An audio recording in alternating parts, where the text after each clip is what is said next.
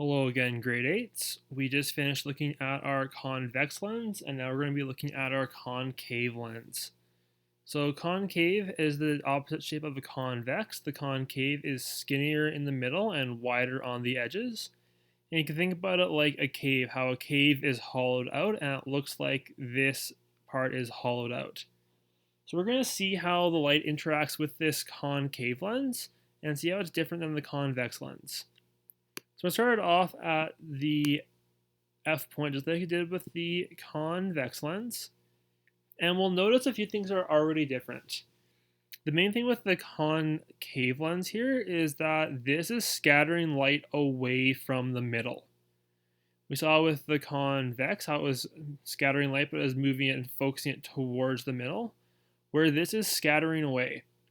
And what this causes is what we call an imaginary image. Or we're not actually forming a new image because I think it's so scattered. If you were to looking at through this end over here where the image actually is, it would just be blurry and you wouldn't be able to see anything. So instead, we're looking at the lens through the opposite ends, where we're actually looking through the lens at the object. And because this scattered light, our eye sees less of the light rays. So it's going to cause this little image right here where it's only half the size, or 0.5 times, of what the original image looks like. We call this an imaginary image because it's not actually real. The real object is still this size, but we call it imaginary because we're looking at it at a different size. Now as we move it back to this 2F position, we'll see that it gets more and more scattered. So our imaginary image is now smaller, instead of 0.3 times. And if we go really far away, we get a very, very small image formed here through our imaginary image looking through the lens.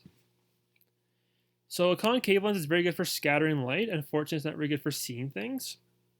It spreads things out kind of similar to a convex mirror as well, but it's not as good for looking at things. It forms these very blurry images, but they are useful in eyeglasses. We'll be talking more about next week for when you might want to have a concave versus a convex lens in your eyeglasses.